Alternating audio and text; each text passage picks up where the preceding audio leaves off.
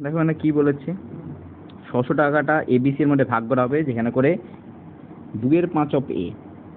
দেখো 2/5 অফ এ এবং তার থেকে কত বলেছে 40 বেশি, সমানই কত বলেছে, সমান হচ্ছে 2/7 2/7 অফ বি এবং তার থেকে কত বেশি বলেছে 20 বেশি, এবং লাস্টে একটা বলেছে 9/17 9/17 অফ সি এবং তার থেকে কত বেশি 10 বেশি। এবার দেখো এটা যদি ক্যালকুলেশন করে অনেক বড় হবে, আমি কি করব, আমি অপশন টেস্ট করে করার চেষ্টা করব। প্রথম অপশনটা ধরলাম 280 যদি ধরি, যদি এর ভ্যালুকে আমি 280 ধরি, এর ভ্যালুকে যদি 280 ধরে নিই, তাহলে 280-কে 2/5 দিয়ে ভাগ করলে কত হবে, 5 5 25, 5 6 30 56 মানে কত 112, 112 সঙ্গে 40 যোগ করলে 152 হয়ে যায়। 152 সমানই এটা হবে। তাহলে 20 বিয়োগ করলে কত হবে 132, আর 132-কে যদি আমি 7/2 দিয়ে ভাগ করি, 2 6 12, 2 6 12, নাহলে দেখো 6 42 2 একদম 4, তাহলে 422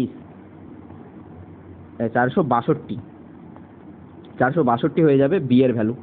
কিন্তু দেখো এই দুটো যোগ করেই দেখো 600 কি হচ্ছে বেশি হয়ে যাচ্ছে, অর্থাৎ 280 তো কোনোদিন হতে পারে না, 280 তো কোনোদিন হতে পারে না অ্যান্সার, 280 কোনোদিন অ্যান্সার হতে পারে না।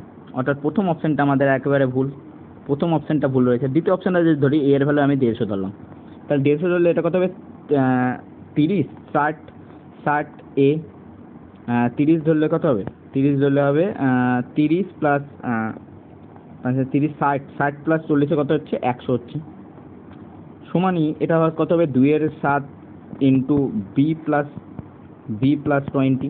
তাহলে 20-কে এইদিকে নিয়ে আসি, তাহলে বি এর ভ্যালু কত হয়ে যাবে ভাই, বি এর ভ্যালু হয়ে যাবে 80 ইন্টু 7/2। তাহলে কাটাকুটি করলে অ্যান্সার কত হবে 280, কাটাকুটি করলে বি এর ভ্যালু হলো 280, বি এর ভ্যালু 280।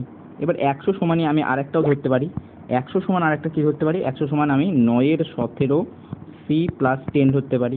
তাহলে সি এর ভ্যালু আমাদের কত বেড়ে যাবে, সি এর ভ্যালু বেড়ে যাবে 90 ইন্টু 17/9, তাহলে এটা কেটে গেলে আমাদের অ্যান্সার বেরোবে 170।